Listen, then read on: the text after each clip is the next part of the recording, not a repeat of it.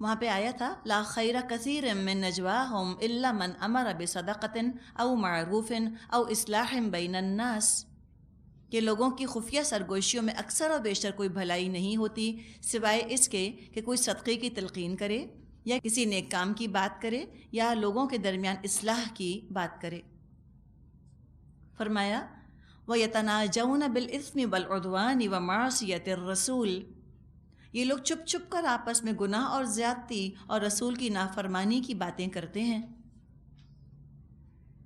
دلوں میں جتنی نفرت اور بغض تھا نبی اکرم صلی اللہ علیہ وسلم کے خلاف، تو منافقین اور یہودیوں کے زبانوں سے خیر کیسے نکلتا؟ آتش فشاں کے دہانے سے تو لاوا اور آگ ہی نکلتی ہے نا، ٹھنڈے میٹھے پانی کا چشمہ تو نہیں پھوٹتا۔ اب تصور کریں نبی اکرم صلی اللہ علیہ وسلم بیٹھے ہیں، آپ نے قرآن کی کوئی آیت سنائی، کسی عمل کا تقاضا سامنے آیا، مومنوں نے سر آنکھوں پر اس کو رکھا، عمل کا ایک اور راستہ کھلا، اعلیٰ درجے حاصل کرنے کا موقع ملا، انویسٹمنٹ اپرچونٹی سمجھا کرتے تھے، اپنی نجات سمجھتے تھے عمل کرنے میں۔ اگر کوئی دشواری محسوس بھی ہوئی اس حکم کی وجہ سے، اللہ سے دعا، اللہ سے مناجات۔ یہ جو مناجات لفظ ہے یہ بھی نجوہ سے ہی بنا ہے نا۔ مناجات کیا ہے؟ اللہ سے سرگوشی کرنا، سرگوشی کرنی ہے تو اللہ سے کرو۔ اس کے برعکس یہودیوں اور منافقوں کا رویہ یہ ہوتا، فوراً آپس میں ڈسکشنز شروع کر دیتے، سرگوشیاں، وسپرنگ کیمپین، کس طرح اس عمل سے چھٹکارا پایا جائے، کیسے اسکیپ روٹ بنایا جائے، راہ فرار کیسے اختیار کی جائے۔ اب کسی مجلس میں بیٹھ کر ایسی حرکت کرنا یہ بہت ہی بری چیز ہے، خاص طور پہ علم کی مجلس میں ایسا رویہ اختیار کرنا۔ یہ مجلس کے ادب کے خلاف ہے، استاد کے ادب کے بھی خلاف ہے کہ استاد پڑھا رہا ہو اور لوگ آپس میں سرگوشیاں کریں۔ تو یہ تو سرگوشیاں کرتے ہیں آپس میں گناہ کے معاملات کے بارے میں۔ اب جب یہ بیٹھے ہوتے ہوں گے منافق یہودی، اب نبی اکرم صلی اللہ علیہ وسلم نے کوئی بات فرمائی، اب یہ آپس میں اپنے ساتھی کے ساتھ بیٹھ کے کسر پسر شروع کرتے تھے۔ ناگواری کا احساس ان کو ہوتا تھا حکم سن کر، تو وہ ناگواری کا احساس چہروں پر بھی تو آتا ہوگا۔ نبی اکرم صلی اللہ علیہ وسلم دیکھ رہے ہوتے تھے ان کے چہروں کی طرف، آپ کا دل کتنا دکھتا ہوگا، کتنا آپ کو برا لگتا ہوگا۔ اور سخت یہ باتیں نبی اکرم صلی اللہ علیہ وسلم کے لیے اذیت کا باعث بنتی ہوں گی۔ یا علم کی مجلس میں بیٹھ کے ہنسنا شروع کر دینا، اتنی تکلیف ہوتی ہے پڑھانے والے کو، بات بتانے والے کو، کس بات پہ ہنس رہے ہیں، کیوں ہنس رہے ہیں؟ یہ اس طرح کی حرکتیں کیا کرتے تھے۔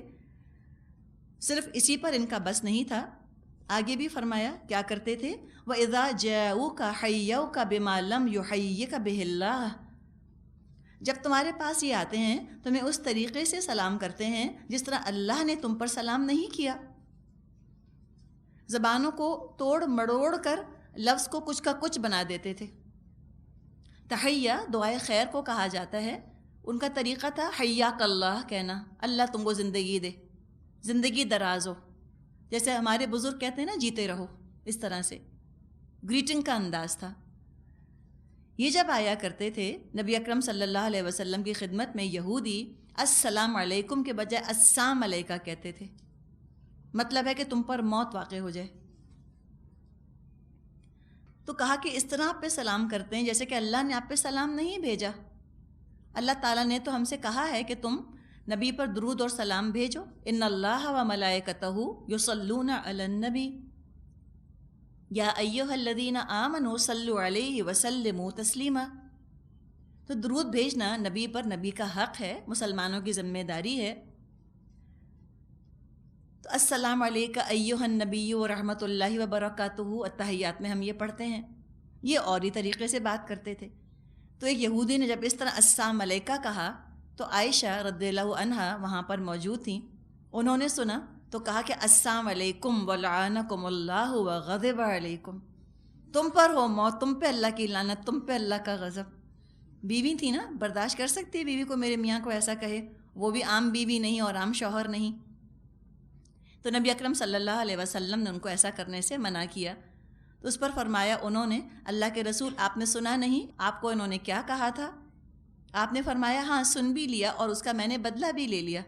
میں نے جواب میں کہا علیکم، تم پر بھی، تم پر بھی ہلاکت ہو. اور آپ نے فرمایا ان کی دعا قبول نہیں ہوگی، میری دعا قبول ہوگی. تو یہ ایسی باتیں کیا کرتے تھے، رائنا کو رائینا کر دیا، ایسی باتیں کرتے تھے. تو اس طرح کی حرکتیں کرتے تھے. اور پھر اپنی کیا فیلنگ ہوتی تھی؟ وَيَقُولُونَ فِي أَنفُسِهِمْ لَوْلَا يُعَذِّبُنَا اللَّهُ بِمَا نَقُولُ، اپنے دلوں میں کہتے تھے ہماری ان باتوں پر اللہ ہم کو عذاب کیوں نہیں دیتا. سوچیں ذرا،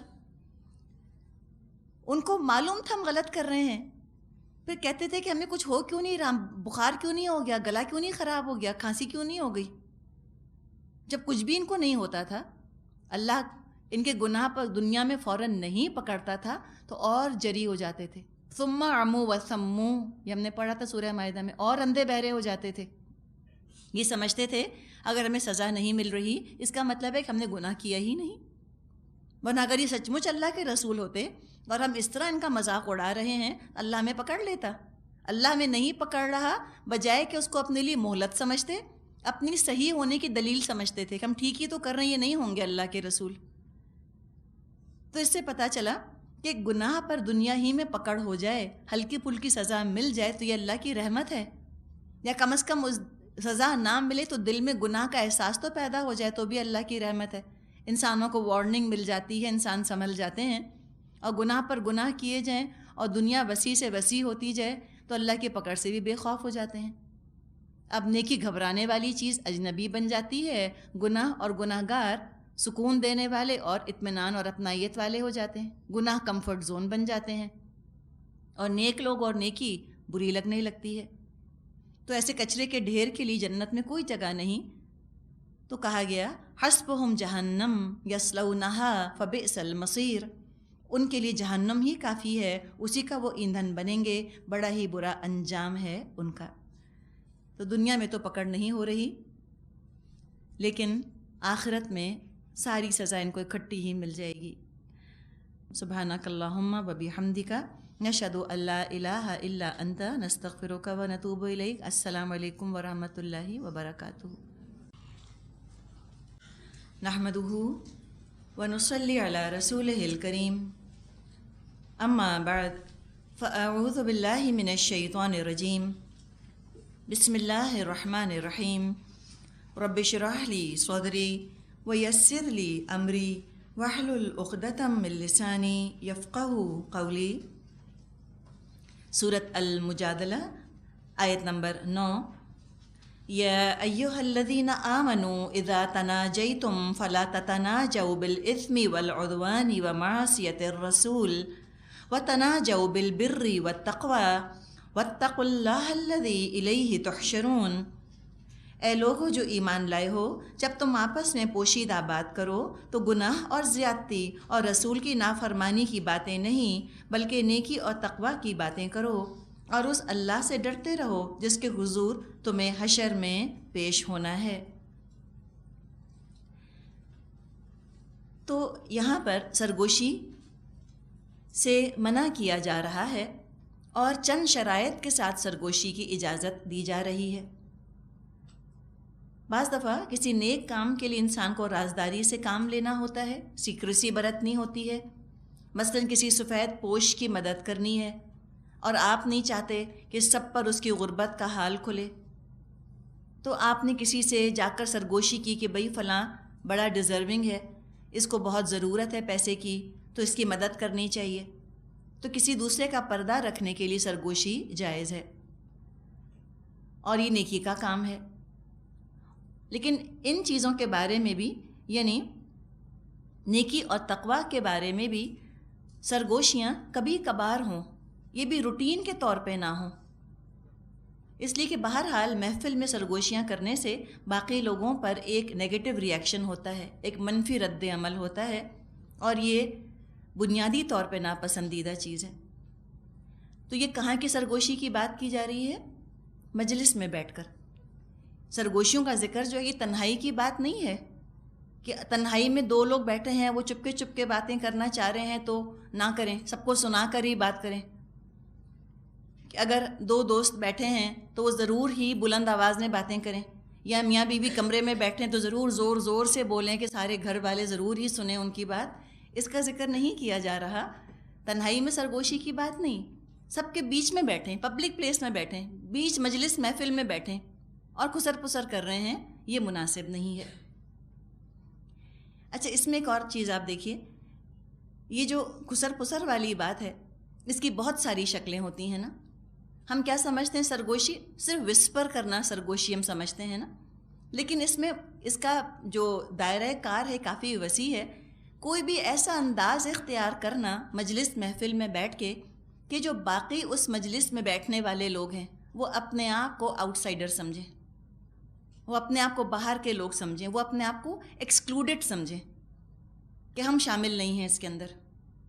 اس کا ذکر ہے.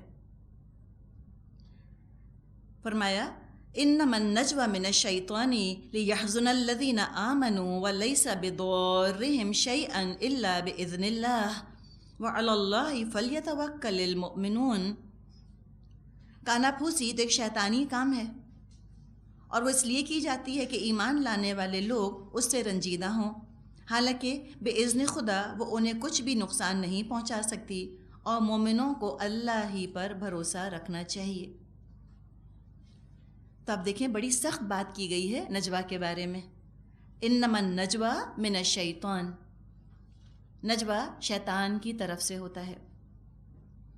ہم نے کسی تنظیم یا جماعت یا آرگنائزیشن کے نقطہ نظر سے تو پہلے بات کی تھی، لیکن اگر کوئی تنظیم نہیں ہے، کوئی جماعت نہیں ہے، کوئی نجی ذاتی پرسنل کوئی گیٹ ٹوگیدر ہے، تو وہاں بھی منع کیا جا رہا ہے کہ وہاں بھی سرگوشیاں نہ کرو. نبی اکرم صلی اللہ علیہ وسلم نے فرمایا اذا کنتم بثلاثۃ فلا یتناجا رجلان دون الاخر حتی یختلط بالناس فإن ذلک یحزنہ. جس جگہ تم 3 آدمی جمع ہوں تو 2 آدمی تیسرے کو چھوڑ کر باہم سرگوشی اور خفیہ باتیں نہ کریں جب تک کہ دوسرے آدمی نہ آ جائیں، کیونکہ اس سے اس کے دل میں کھٹک پیدا ہوگی، اس کی دل شکنی ہوگی. سوچ لینا کہ 3 لوگ بیٹھے ہیں، اب 3 لوگ بیٹھے ہیں، ان میں سے 2 نے سرگوشیاں شروع کر دیں، تو تیسرا تو بیچارہ بالکل ہی لیفٹ آؤٹ فیل کرے گا. اور شیطان جو ہے وہ دل میں ضرور وسوسہ ڈالے گا کہ ضرور تمہارے ہی بارے میں کچھ بات کر رہے ہیں، جو اتنی سیکریسی برتی جا رہی ہے، اس قدر خفیہ انداز میں جو بات کر رہے ہیں تو ضرور تمہارے بارے میں بات کر رہے ہوں گے، اور ویسے بھی بڑی روڈنس ہے یہ. تو جب بھی ہم بات کر رہے تھے کہ نجوہ کی کئی شکلیں ہوتی ہیں. ایک تو باقاعدہ کانا پھونسی، باقاعدہ یوں ہاتھ رکھ کے کسی کے کان میں بات کرنا، ٹھیک، اس کی اجازت نہیں ہے. دوسرے، جیسے ابھی ہم نے بات کی کہ ایسا انداز اختیار کرنا کہ جو باقی لوگ بیٹھے ہیں ان کو آواز ہی نہیں آ رہی، اتنا آہستہ بولیں، اتنا آہستہ 2 لوگ بولیں آپس میں کہ باقی لوگ جو ہیں وہ پوچھتے رہیں کیا کہہ رہے ہو کیا کہہ رہے ہو. وہ بھی برا لگتا ہے کہ بار بار آپ پوچھیں کیا کہہ رہے ہو کیا کہہ رہے ہو، کہیں گے آپ سے مطلب آپ سے تھوڑی کہہ رہے ہیں. لیکن یہ دیکھیں اس میں اللہ تعالیٰ کی جو رحمانیت ہے وہ دیکھیں کہ وہ جو لیفٹ آؤٹ فیل کر رہا ہے، یہ مجلس میں جو باقی لوگ بیٹھے ہیں جو آپ کی بات نہیں سمجھ سک رہے، نہیں سن سک رہے، وہ خود اگر کہیں تو وہ برے بنے، لگے کہ وہ دخل اندازی کر رہے ہیں، مداخلت کر رہے ہیں، انٹرفیئر کر رہے ہیں، تو ان کا اپنا کہنا بہت برا لگے. ایک دفعہ آپ پوچھیں گے کہ بھئی کیا کہہ رہے ہو تم لوگ، 2 دفعہ پوچھیں گے کیا کہہ رہے ہو تم لوگ، اور جب وہ آپ کو جو باتیں کر رہے ہیں، خسر پسر کر رہے ہیں، جب وہ آپ کو گھوریں گے یوں کر کے تو پھر آپ پوچھنا بھی چھوڑ دیں گے. آپ کو برا لگے گا نا کہ آپ مداخلت کر رہے ہیں ان کے معاملات میں. تو بجائے کہ انسان خود یہ کہے، اللہ نے اس کی طرف سے یہ بات کہہ دی، اللہ ہی نے یہ ہم کو انسٹرکشنز دے دی کہ اس طرح بات کرو کہ لوگوں کو آواز آ جائے. ایک اور طریقہ کانا پھوسی کا کیا ہوتا ہے، کسی محفل میں بیٹھ کر ایسی زبان میں بات کرنا جو باقی لوگوں کو سمجھ میں ہی نہ آئے. اب آپ کہیں گئی ہیں، وہاں سب لوگ مثال کے طور پہ پنجابی بولتے ہیں یا سندھی بولتے ہیں یا اردو بولتے ہیں. اب آپ گئیں اپنی دوست کے ساتھ یا آپ گئیں اپنے میاں کے ساتھ، اور وہاں آپ نے بالکل جو ہے انگریزی میں باتیں شروع کر دیں ایکسنٹ کے ساتھ، تو اب باقی لوگوں کو تو سمجھ ہی نہیں آ رہا کہ آپ کیا کہہ رہے ہیں. یہ بھی بہت برا لگتا ہے، یہ نہیں کرنا چاہیے. ریورس، آپ کہیں گئی ہیں، آپ امریکہ گئی ہیں، آپ یورپ گئی ہیں، وہاں سب لوگ انگریزی بولتے ہیں، وہاں 2 لوگ بیٹھ کے اردو بولنا شروع کر دیں، یہ بھی بڑی روڈنس ہے. ان کو نکال دیا نا آپ نے، الگ کر دیا ان کو. آپ چاہے بالکل بے ضرر باتیں کر رہے ہوں، لیکن وہ جو بیٹھا ہوا ہے جو آپ کی زبان نہیں سمجھ پا رہا، اس کے دل میں وسوسے آئیں گے کہ آخر یہ اجنبی زبان میں بات کیوں کر رہے ہیں؟ جب ان کو اچھی خاصی انگریزی آتی ہے تو انگلش کیوں نہیں بولتے؟ تو کوئی نہ کوئی بات ہے جو مجھ سے چھپائی جا رہی ہے، تو اس کے اندر انکمفرٹیبل فیلنگ پیدا ہوگی۔ بالکل اسی طرح آپ انگلش بول رہی ہیں ایسے لوگوں کے درمیان بیٹھ کے کہ جو انگلش کا ایک لفظ نہیں سمجھ سکتے، وہ یہ سوچیں گے کہ آخر آپ اردو میں یا پنجابی میں کیوں نہیں بول رہی، آپ سندھی میں کیوں نہیں بول رہی، جبکہ آپ کو آتی ہے وہ زبان بولنی۔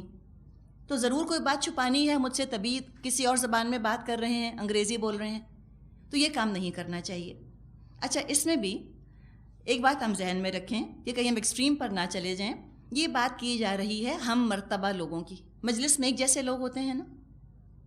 آپ گاڑی میں بیٹھے ہیں اور ڈرائیور گاڑی چلا رہا ہے، بعض دفعہ جو لوگ گاڑی میں بیٹھے ہوتے ہیں ان کو اپنی میٹنگز کرنی ہوتی ہیں، کتنی ساری میٹنگز تو گاڑیوں میں ہی اب ہو جاتی ہیں، خاص طور پہ جب سے وہ ٹیلی فونز ایسے آ گئے ہیں کہ اس پہ ای میلز بھیجے جا سکتے ہیں یا کانفرنس کالز لوگ کر لیتے ہیں، یا وہ گاڑی میں کہیں سفر کر رہے ہیں، 2-3 لوگ بیٹھے ہیں، سوچا کہ جو آفیشیل میٹرز ہمیں ڈسکس کرنے ہیں وہ ہم کر لیں، اس میں عام طور پہ انگریزی زبان استعمال کی جاتی ہے۔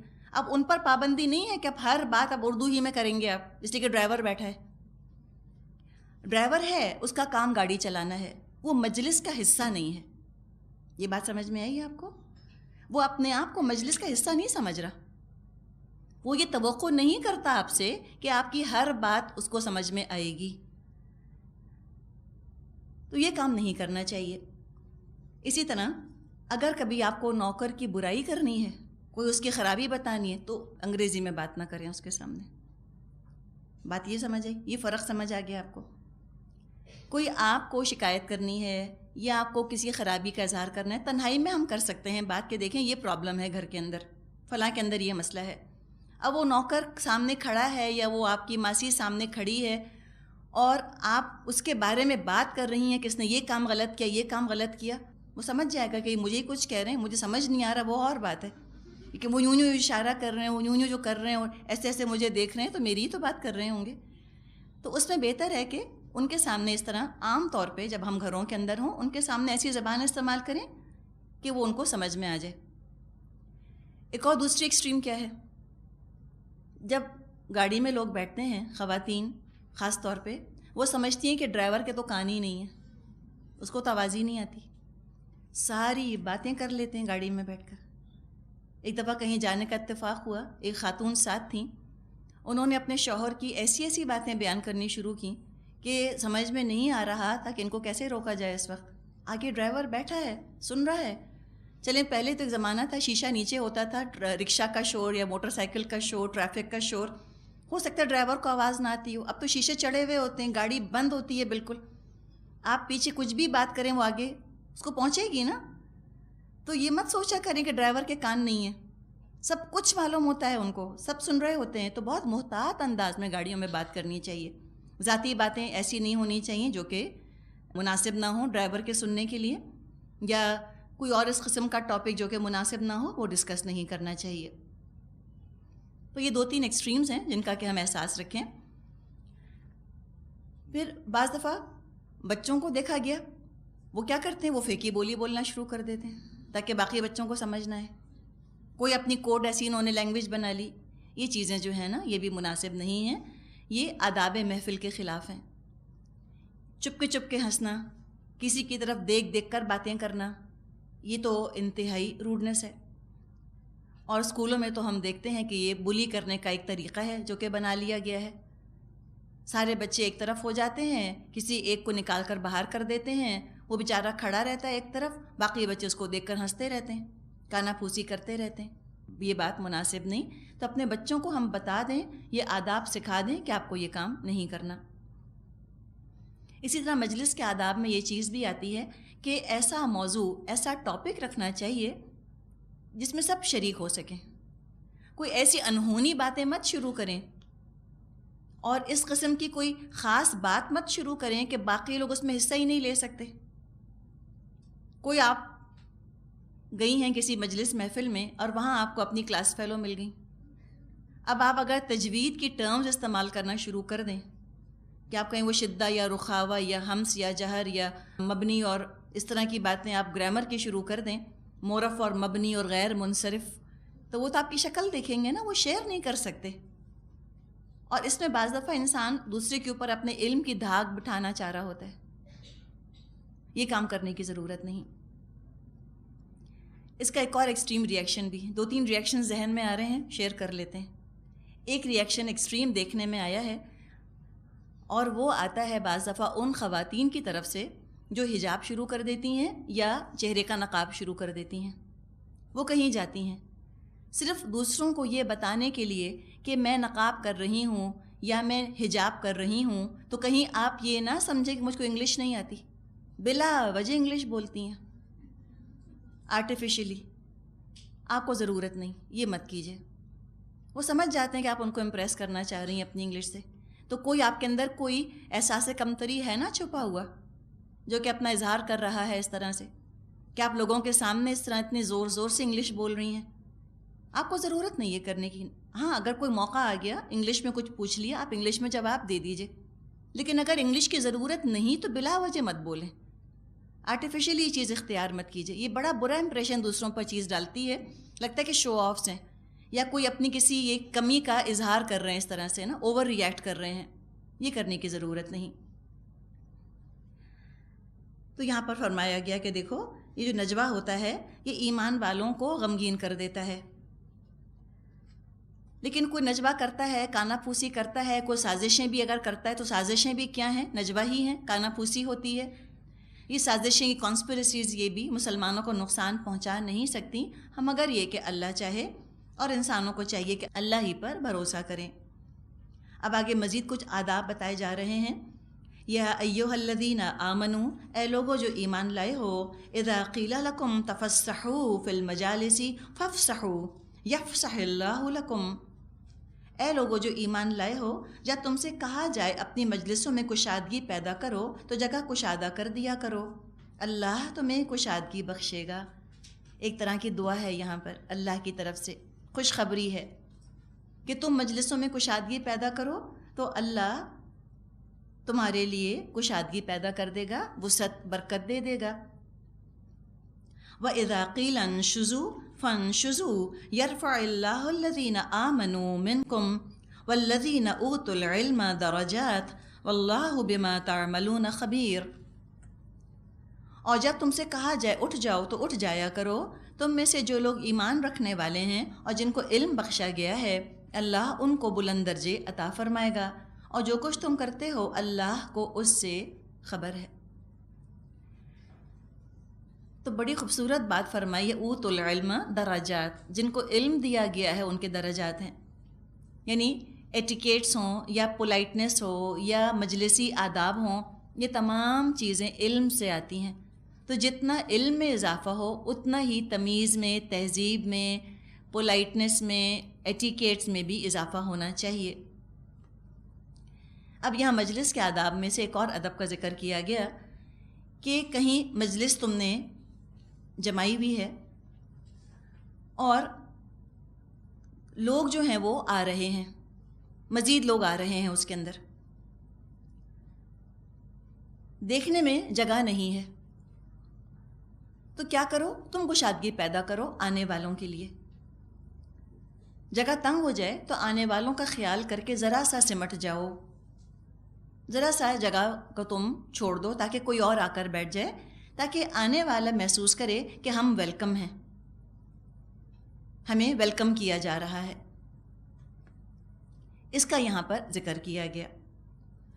اور جب کہا جائے کہ تم اٹھ جاؤ تو اٹھ جایا کرو، جب کہا جائے کہ تم کھڑے ہو جاؤ، یعنی کہ ہو سکتا ہے کہ یہ بھی نوبت آ جائے، ضرورت پیش آ جائے کہ تم کو جگہ اپنی چھوڑنی پڑ جائے، تو تم اٹھ کھڑے ہو، تم جگہ چھوڑ دو، فنشزوا، اٹھ جاؤ، کھڑے ہو جاؤ۔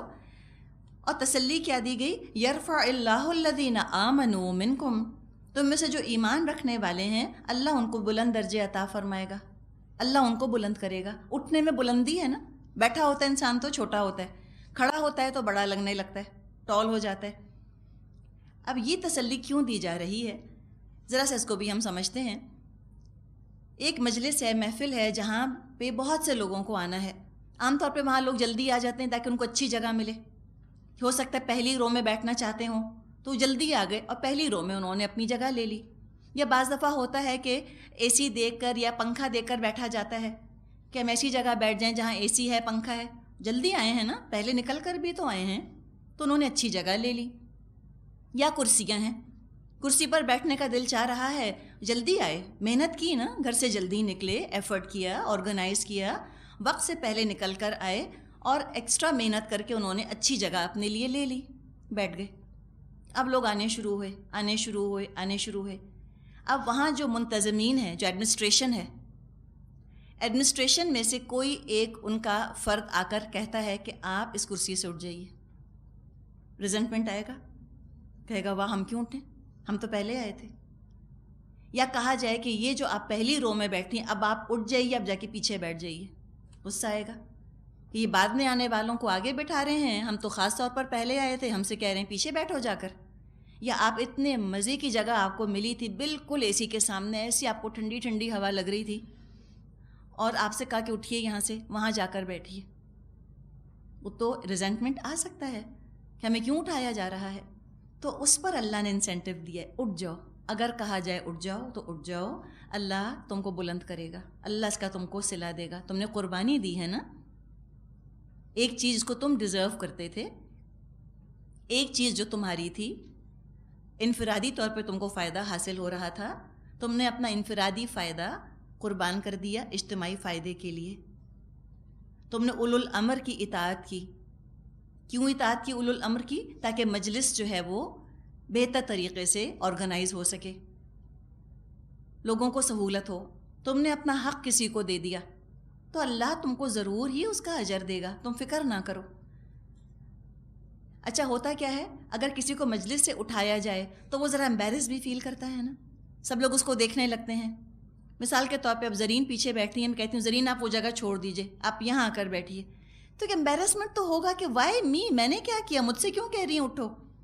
تو اندر ہی اندر شرمندگی, ندامت اور حکم دینے والے کے خلاف ایک ریزنٹمنٹ اور ایک غصہ, اور یہ کہ دس از ناٹ فیئر, بس میرے ہی ساتھ زیادتی ہوتی ہے, اتنے لوگ بیٹھے ہیں, آخر دنیز بھی تو بیٹھی ہیں, ان سے کیوں نہیں کہا.